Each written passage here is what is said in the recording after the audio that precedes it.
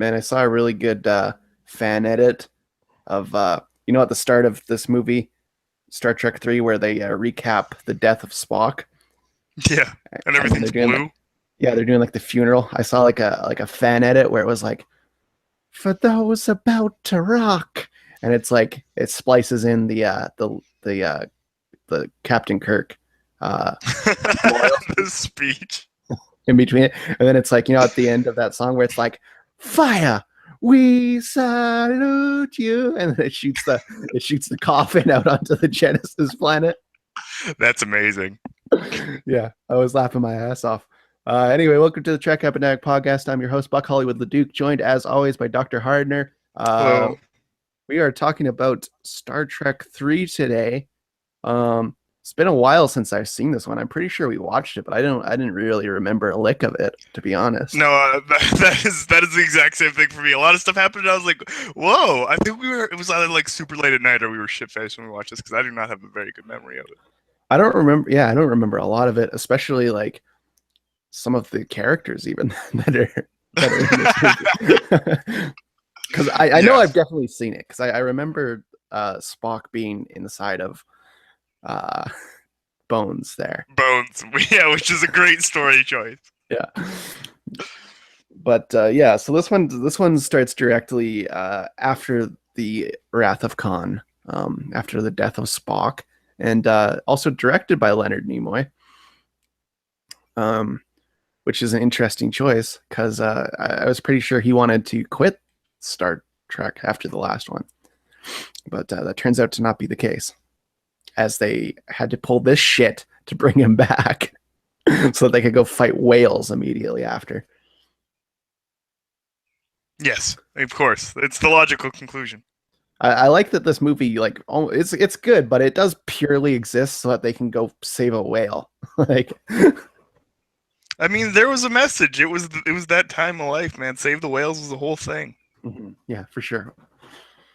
But And I mean, at least they like that. That's one of the things with Star Wars being relatively forward thinking. At least they're like, hey, if we don't do something, the environment's gonna get all fucked up in the future. Maybe we should do something about it. So that was kind of nice. yeah. Nice aspect of that. Now this one compared to Wrath of Khan, I think is like a little more it's not as action packed. It's a little more soap opera-y. But I do enjoy this one for other reasons. Um what did you think of this one? I liked it. There were certain things about it that were a bit kind of definitely different, but it was very much. It did kind of feel like an elongated Star Trek episode in many Yeah, ways. They it had did like kind of feel like a goal, and it they went was more and grounded like the yeah, episodes are. yeah.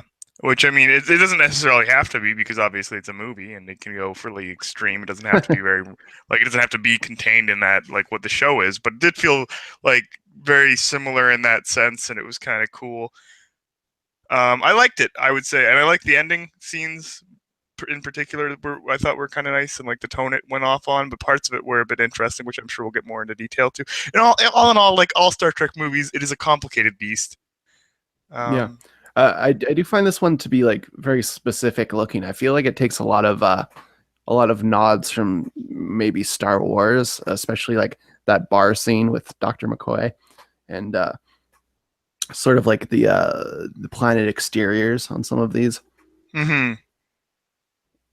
I don't know. It felt a little Star Warsy to me. I feel like they were Star Warsing it up a bit, but I mean, I guess there were different things about it that definitely did feel more Star Wars, especially like at one point they're flying the ship, but they've got the automated ship so they can have a smaller crew and things like that. It definitely didn't feel as on a grand scale as Star Trek often is, because normally with Star Trek you got a huge ship that's crewed by like hundreds of people and you're part of this giant world and Galactic Federation. This was a story about a dude going to save his best friend, and like it was a very kind of contained story in that way. So it did feel more like Star Wars than Star Trek in that sense. Because I would say one of the big differences between the two shows, for me at least, is that it's like the scale that you're looking at times, despite the fact that in Star Wars there's also obviously certain larger scale things as well. yeah, interesting choice to go with Christopher Lloyd as the evil Klingon. Man, I don't I know don't how I didn't remember. notice that the first time I watched this, but this time it was very pronounced. His voice is so recognizable. Well, I just kept I'm waiting sure for it to be. we must have noted it the first time. I just don't recall him being in this movie. But it's like very, it's almost throws you out of it a little bit. Like He he doesn't sounds sound like exactly like Doc Brown, yeah, he exactly doesn't like. sound like a Klingon or what a No, all the Klingon. other Klingons sound like Klingons too, and he's the only Klingon who speaks English as well. Like, well, not that vocalizes English because they do it sometimes to sort of just not have subtitles on screen, I guess, which is kind of odd. But like the other Klingons don't understand English, Mhm. and and I don't know, man. He talks about it a lot, and they speak in a much more guttural kind of stop thing. And they clearly went like they just asked him to be Doc Brown as a Klingon for some reason, which seemed like a bit of an odd choice. You think they would have asked him to play like a Klingon character and shown him some sort of examples of that? It's like, yo, you never seen a single episode of the show? I mean, like the old school, the original series Klingons like are horrible though. So it's like obviously don't look at that. But I think there was some in like the first couple movies, weren't there? Um, in the first couple movies, I don't think Klingons played a huge role because we had They might have Khan. been like walking around though. I don't think they were. Yeah. I know. I'm just talking about like the speech patterns because he sounded exactly like Doc Brown. I kept waiting for him to get Marty so they could go back in time and save Morty, all his Klingon friends. Speaking of which, gotta the suck my dick, Klingons Morty. aren't villains in this movie at all. Like they're what they're doing is pretty justified, and if anything, like the crew of the Enterprise kind of feels kind of villainous. I don't know. It's very weird. It's a very morally gray movie because there's parts where like I don't know, like you can kind of relate to what the Klingons are doing, and like they kill people, but I mean they're doing it for kind of good reasons. And a lot of people they kill are shown to be assholes. Like at one point they destroy a Starfleet ship, and the captain Mhm. repeatedly has been shown to be a huge asshole. Like throughout the entire course of the movie up until then, so you don't even feel that bad when he dies. It's not like they killed some well-meaning guy who's like a cool dude, and so you feel bad that he's dead. No, you're just like, okay, I guess that guy's dead now. I don't really mind that much. Mhm. Because the Klingons are essentially trying to go to Genesis, which is of course the planet that was created in Wrath of Khan, and they're trying to figure out how to get the Genesis technology for themselves because they think it's too dangerous for just the humans to have. So if they both have it, then it puts them on sort of a fair playing field. So instead of having like America with all the nukes, we've got a Cold War kind of a situation going on. Well, yeah, Uh, I think that's what they're going for too. Um, I do find it interesting that it's like one of those movies where like everybody has the same goal. So it's like, why are you killing each other? Like, I just saw the new Pirates of the Caribbean last night, and like oh all yeah, these Pirates of the Caribbean movies, like the first one, for example, uh, the goal was to like make the pirates not cursed anymore, right? yeah. Okay, the pirates want the cursed pirates wanted that, and then the good pirates wanted that, and then the Royal Navy also wanted that so they could kill them. So it's like, why are you guys fighting over this coin? Because it's like you all want the same thing. And like I feel like that's kind of like runs off into a lot of these big blockbuster movies where there's like so many Well, it's different because you groups. have to have that conflict, right? So you put the Yeah. conflict around everyone wanting the same thing for, I guess, like slightly different reasons, or they're going about it in different ways. But I mean, no, I totally get what you're saying. Actually, in this case, I think that they kind of have different perspectives because Kirk and his crew just want to get Mhm. Spock, Yeah, and that is the true. They Kling just want Spock. They they don't just really want give a Spock. shit. They don't want anything else to do with the planet. They're only there for Spock, and the Klingons are there to try and get this technology. But I mean, Kirk doesn't want them to have it, I guess, as well. Kirk is not a fan of the Klingons getting Yeah, that's Genesis true. technology. He hates those sort of Asian, sort of Russian characters. Yeah, yeah. But yeah, no, there was a lot. Like the movie starts off on like kind of a grim tone. Kirk is very grim because Spock is dead. So like they just get back to Earth, Yeah. and like this one dude's like, "Do you think they're gonna have a party for us or a parade or something?" He's like, "Oh, you want a party, son? We paid for that party in blood." And it's like, "Whoa, Kirk! Like, come on, man! You've been flying back for It's weeks. You funny should because be a it's little like bit more chill." this is clearly like alcoholic Kirk, like, and he's like, I was reading like the notes and stuff about the making of the film, and like apparently like Shatner dieted before this movie because he was real big and fat, and Okay. throughout the movie he just he slipped from his diet, so they went through 12 different costumes. Oh my god, that's insane. because he's just so big and fat, like fucking Orson Welles towards the end of his life. Jesus. But yeah, so like But first for a lot of it, it's just like them getting back to Earth, and then we get our required like spaceship porn scene of them like showing off this really fast new swanky starship that's gonna be out. that's my favorite. It's in like all of these movies where it's just like an 8-minute shot of them looking at fucking spaceships. Or a screen that has a spaceship on it, but it's just like such a long pan over of the spaceships. It's like I don't understand. I mean, like, are you padding the runtime, or is this what your audience is like asking for? Are they all clamoring Dude, people for are like craving an for extra it. 20 minutes of spaceship panning?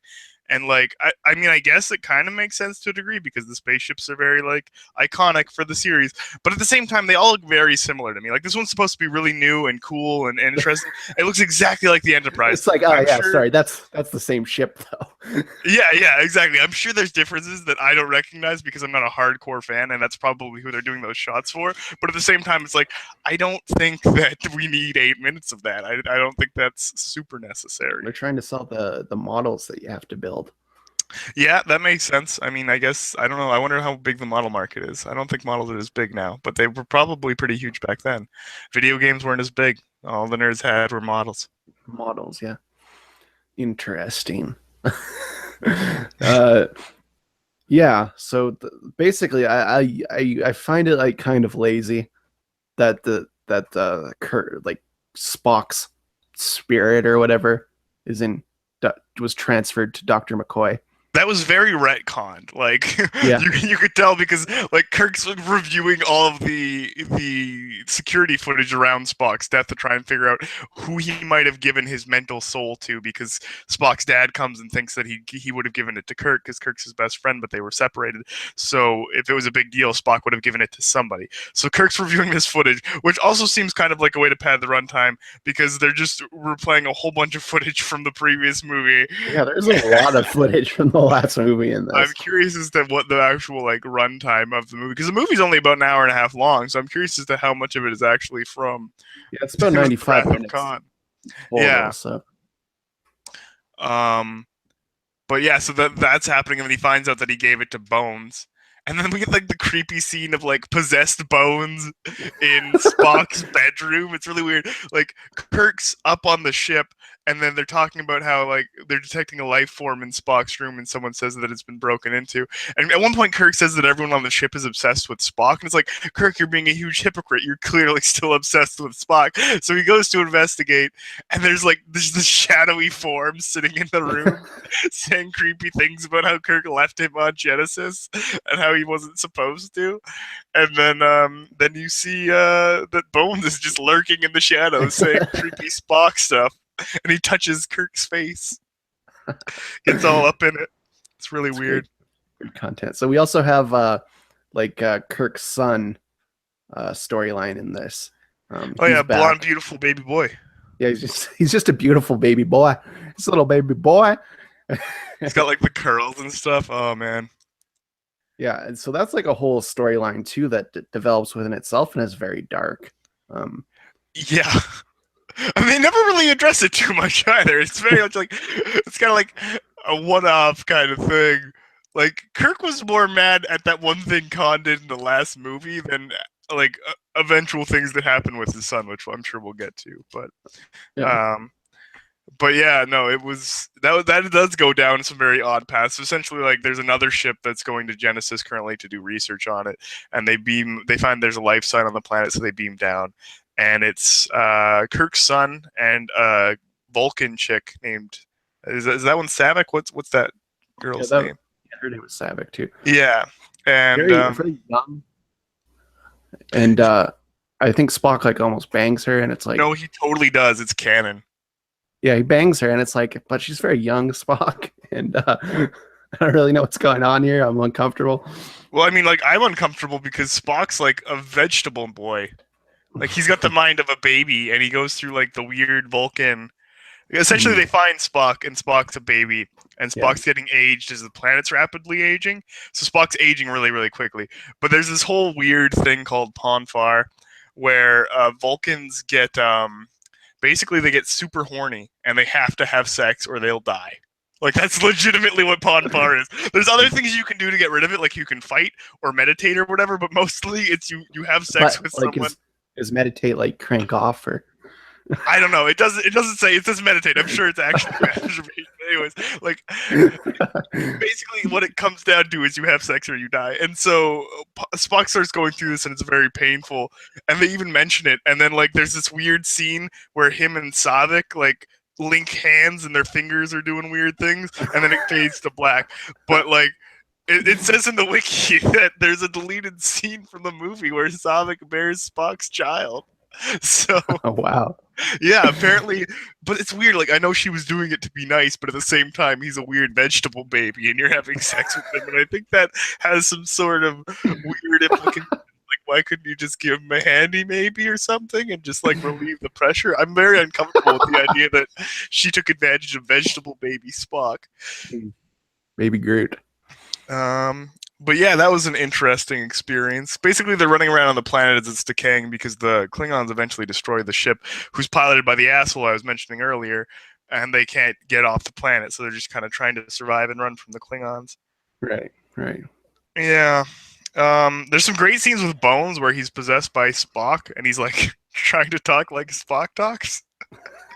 And he's like half Bones and half Spock, so he's just throwing around a lot of illogicals and logicals and stuff like that. Yeah, I love Bones. Fucking he's such a good actor. The guy that plays Bones, but like so ridiculous. It is some nonsense stuff. Forrest Kelly, our boy. So eventually, Kirk and the gang, they end up having to steal the Enterprise, because I swear that's the plot of like half of these movies is them stealing the Enterprise. Well, like, at not the really beginning. stealing, they just like leave with it. No, they straight up steal it, man. They have to like get out of the gates before they're shut, and they're pursued by Starfleet, and like the only reason they get away is because Scotty screws up the engines of the other ship, which Scotty has to work on immediately after getting back. Everyone else gets shore leave, and they're like, "Nope, Scotty, you gotta go work on this other new fancy ship." And Sorry, that's Scotty. Scotty can sabotage it. But I mean, why the hell doesn't Scotty get shore leave? What, He Scotty also doesn't get stopped shore leave Cobb. now? Scotty doesn't get shit.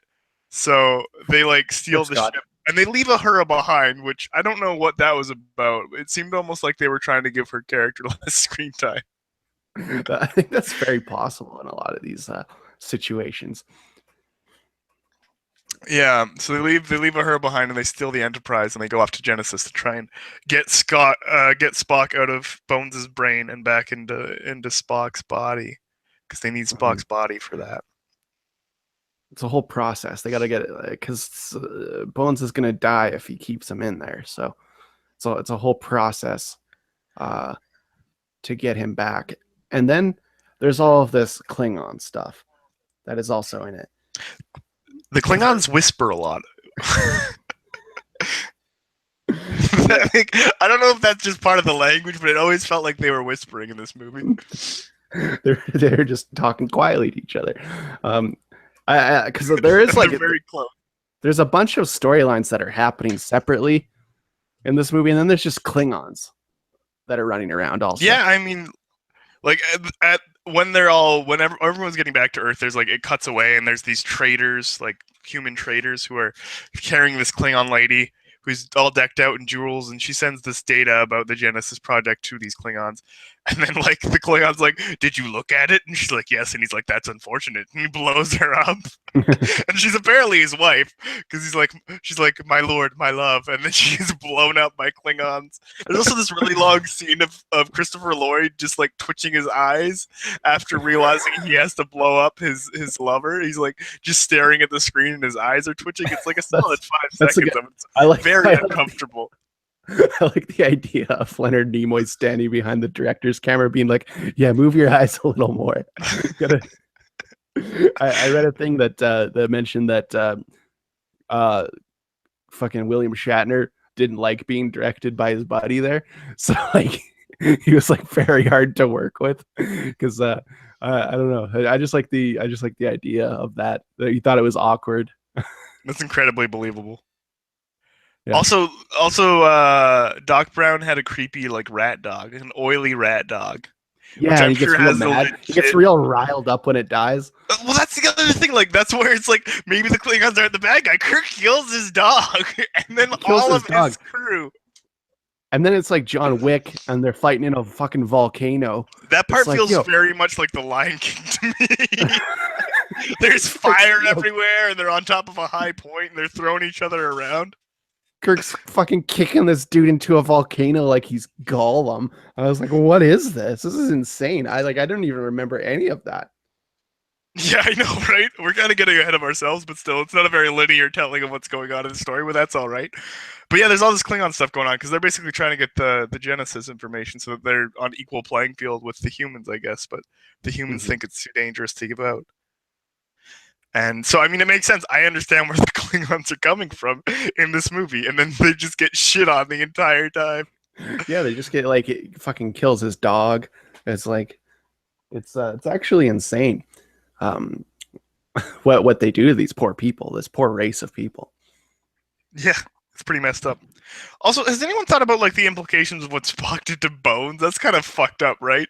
Like he basically mind meld rapes Bones. Like he forces his mind meld on Bones, and then Yeah, impregnates his brain with baby Spock brain. it's certainly a non-consensual mind meld. Yeah, I don't support with those actions. I don't think that's appropriate. And there's another mind meld as well between like Kirk and Spock's dad, and that one has a bunch of weird Yeah, cuts. Like it's very close that's up a real weird one. on Spock's face, and they say like the final exchange between Spock and Kirk really, really slowly for some reason. Like you'd think the mind meld would happen relatively quickly, but instead it's very drawn out and like you get a word every 2 seconds. Yeah, yeah. Uh, I I feel like William Shatner wasn't really into this one. He wasn't. He wasn't doing. I mean, like I would say it was classic classic Shatner at first, in the sense that like he was just over the top, like depressed Mhm. about Spock's death and like very broody about it. But no, I would agree. His acting wasn't really. I mean, yeah. I mean he certainly comes back and hams it up in the next one, but I feel like he was over it at this point. Yeah, I would say that like his character's written very smartly for this movie. I liked a lot of the stuff that he did. Like all of the moves he pulls off against the Klingons, as horrible as they are to the poor Klingon people, Yeah. are really smart and like really clever. And I thought that was really cool that they actually showed him being a smart captain who actually deserves his position.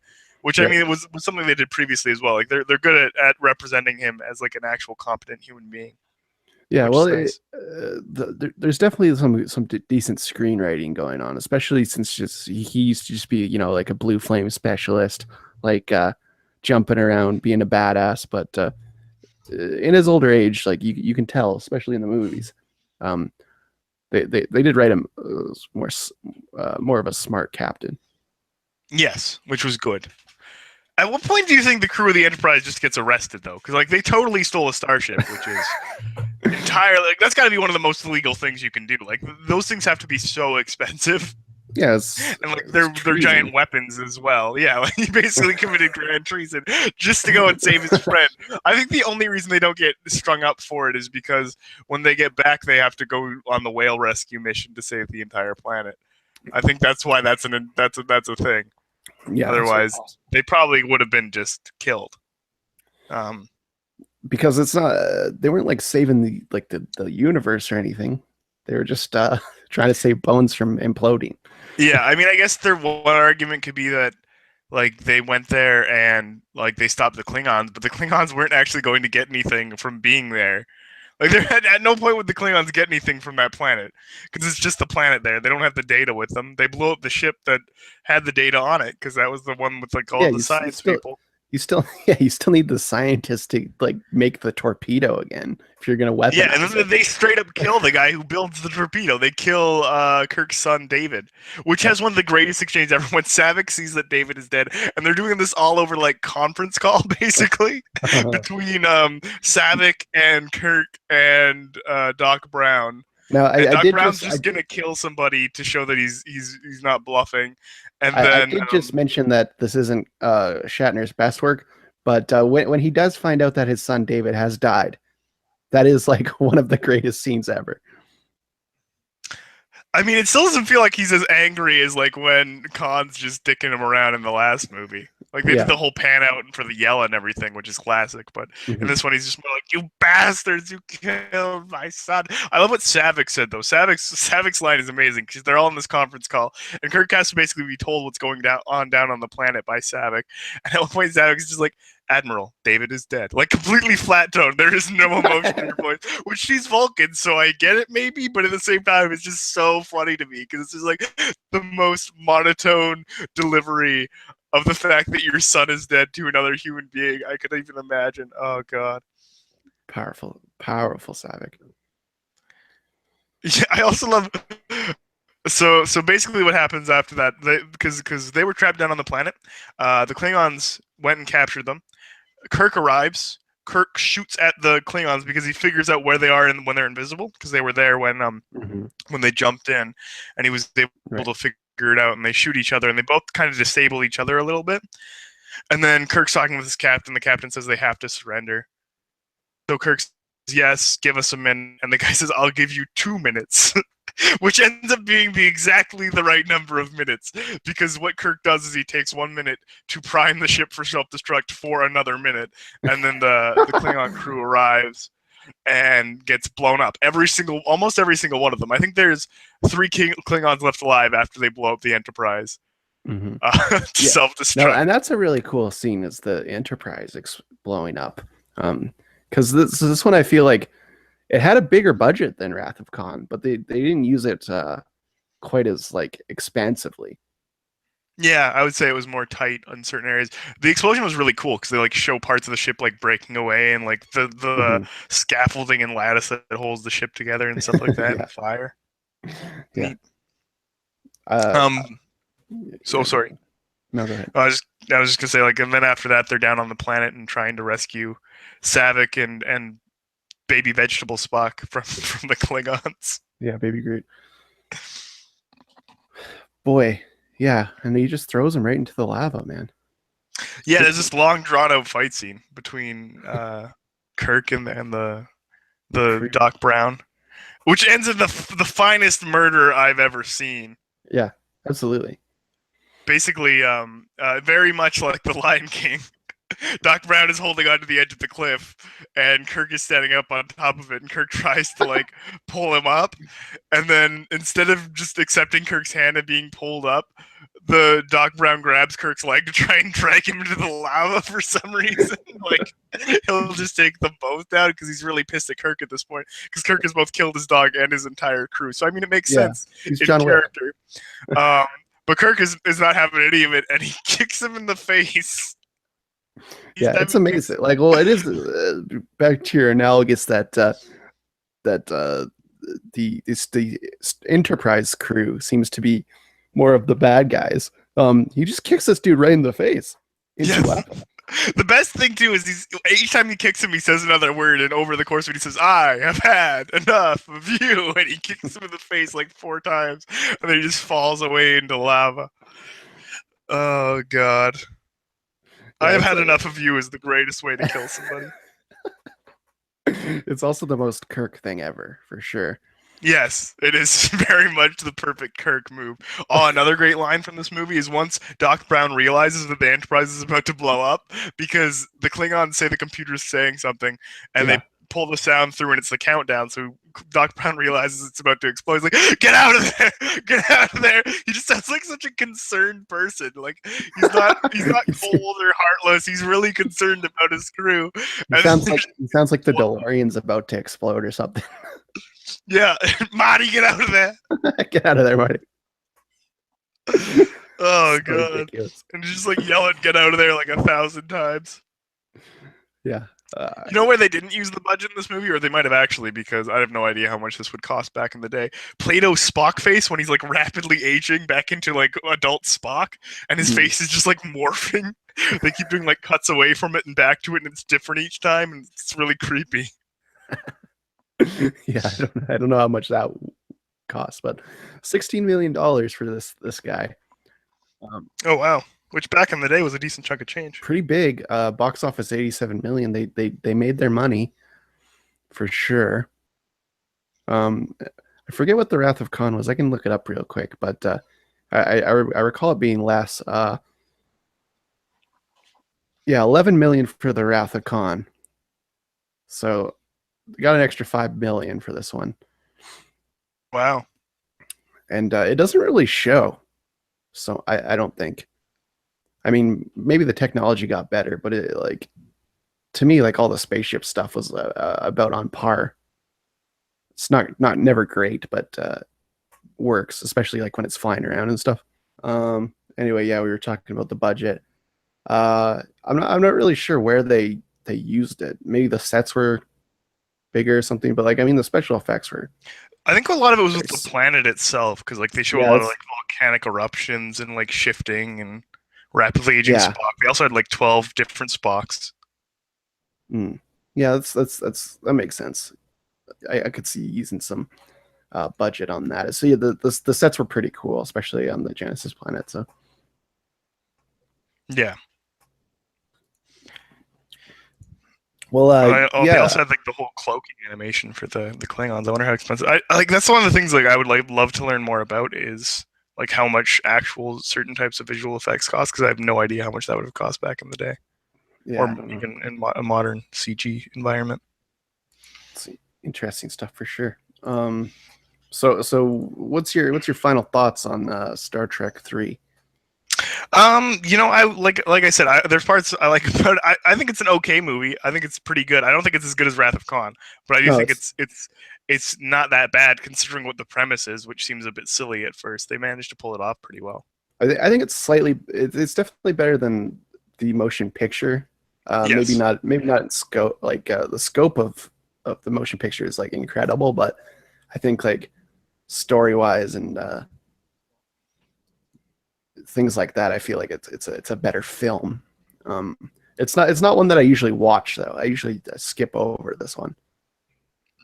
Yeah, I would agree, and I think part of that's because like it's not really like not that much actually happens in it. It kind of feels like it feels very much like there's not necessarily that much going on because it probably is a more kind of contained film, and I don't think that's necessarily a bad thing. But I think if you're going over through like a big run through of the movies, it's not It's definitely necessarily like as much required reading. yeah. Whereas Wrath of Khan stands on its own as a film. Feels more like a bridge film. So Hmm. unfortunately, I don't think it stands quite as well. But I do enjoy it. I think it's good, especially if you're a Star Trek fan. Yeah, yeah. There's also like that weird ritual scene at the end with Spock getting returned to his body, and Yeah, that's a real weird one. Where there's I like, like the first exchange between like Bone or between Spock and Kirk after Spock's back in his brain, and like I yeah, think that would have been a great place to cut it off. There is like when he's realizing that he's where it almost yeah, like freeze frame, like everyone realizes Spock is Spock again moment. But I do mm, like the kind of the exchange there is really cool, and that's a neat part of the ending. Ritual went on a bit long, but you know whatever. Gotta have your rituals in sci-fi. yeah, absolutely. I like how this Vulcan planet always is like. It looks like it's like a Roman Colosseum or some shit. It's always super weird. Yeah, and it's especially odd because they like seem to be like kind of more technically advanced than the human race, but at the same time, you only ever see like what appears to be stone buildings, stone huts. Uh-huh. Yeah, I don't know. Yeah, I think this one's pretty good. Yeah, I would agree with that. All right. Well, that's the episode. We'll talk about some more Star Trek next time. We might just jump right to the voyage home because that's one of my favorites. So, Hmm. I think that's the way to go. all right. Well, thanks for listening and live long and prosper.